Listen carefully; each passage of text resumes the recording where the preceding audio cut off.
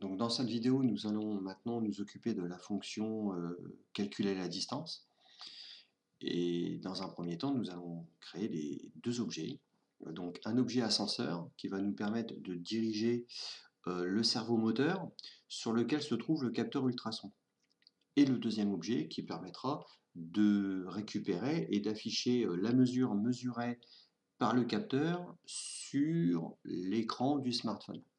Donc première chose, nous allons chercher un ascenseur que nous allons déposer sur l'application. Voilà.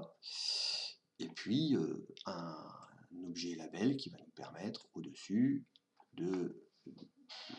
d'afficher en fait la mesure mesurée. Donc, alors, ici, on va taper un texte, mesure. Nous obtiendrons la mesure en centimètres.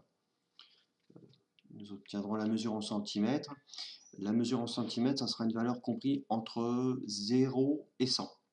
100 pour 100 cm, c'est-à-dire 1 mètre, en sachant que si on a la valeur 100, cette valeur-là sera une valeur supérieure à 100. Hein. Donc du coup, la valeur 99, c'est la valeur réelle, 99 cm.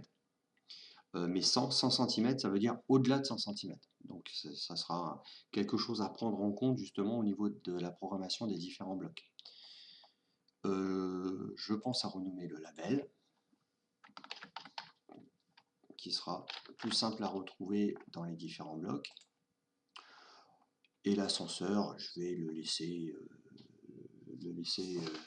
sous cette valeur-là. Alors, la valeur, je vais prendre une valeur minimale de 0 et la valeur maximale de 180, puisque le cerveau va pouvoir tourner entre 0 et 180 degrés.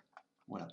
Et la position de base, on va mettre 90 degrés, qui correspond en fait à la moyenne, à la valeur intermédiaire, de façon à ce que le cerveau soit dirigé, le cerveau moteur soit dirigé devant.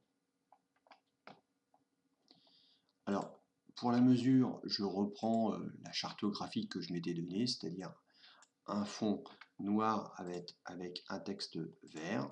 Voilà.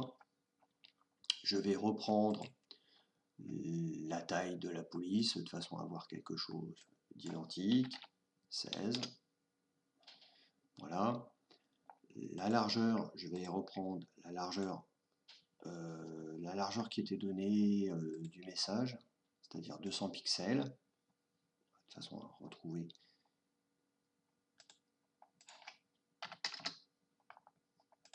Voilà. Et puis, on va garder aussi pareil à la largeur, on va faire une largeur de 200, voilà, pour avoir à peu près la même chose. Voilà. Je vais peut-être mettre un label entre les deux, de façon à vraiment séparer la partie tactile de la partie message. Ici, je vais passer à 8 pour avoir quelque chose de plus petit. Je n'affiche rien. Voilà.